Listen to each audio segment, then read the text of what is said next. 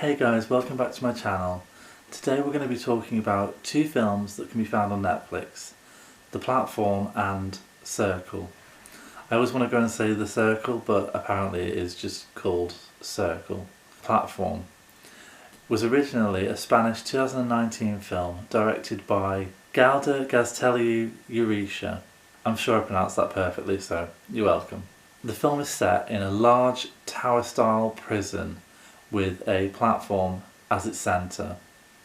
The platform is a means to distribute food to all floors, and the prisoners are rotated monthly. Herein lies the problem and the premise for most of the film.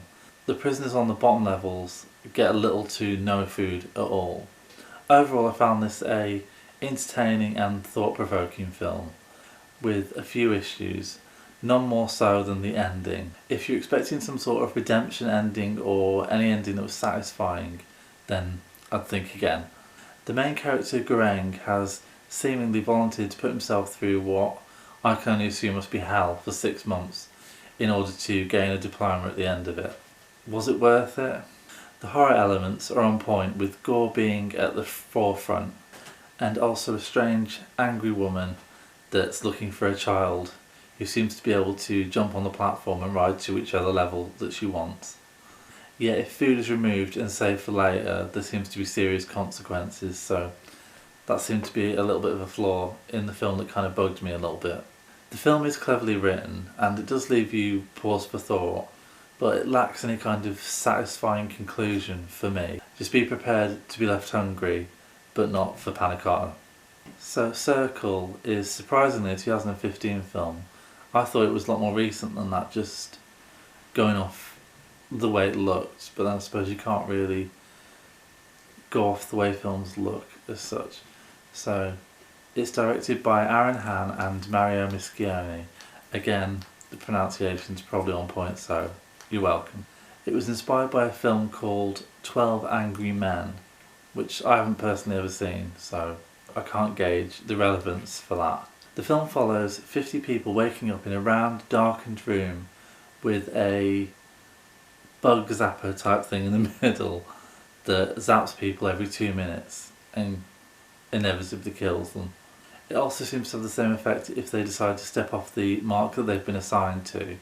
They eventually realise that they can vote on who they want to kill, which essentially turns the film into a social experiment based on the group's personal preferences. I found this film more engrossing than I initially thought it was going to be, and once I got past my frustration that they didn't once try to interfere with the big zapper, I thought maybe they could have thrown their clothes onto it, or they could have thrown something at it, or some of the people, I don't know if this is going to be a spoiler or not, but some of the people that decided to volunteer to die could have thrown themselves onto the zap. I don't know, I thought maybe they could have tried something like that, but it just frustrated me that there was no trying in that department, and it was just a big argument between them all. But I think that was how it was designed, how the film was designed to be. I found the film entertaining, but some of the acting was questionable considering the situation they were in.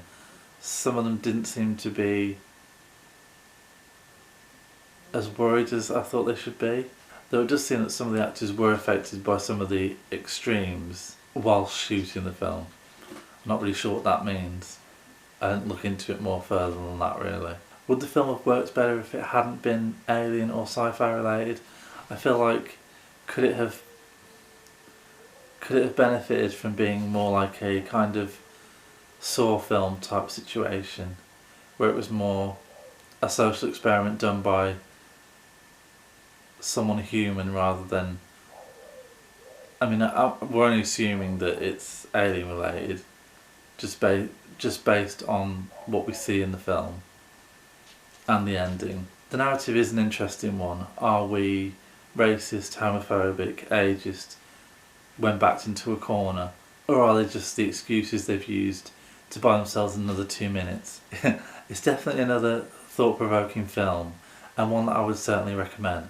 There are a couple of plot twists. One I don't particularly think was needed, but I'm not offering any spoilers here. I'd definitely say check it out, but don't expect to leave this film with your mind blown. So that's my first review of this channel. These are just my thoughts on films. Whether you guys agree or disagree, it would be interesting to know if you leave a comment in the comment section. Just let me know what you thought of these films and whether this review was helpful to you guys. If you have any films that you would like me to review, just leave me a comment and I will speak to you in my next video. Thanks for watching. Bye.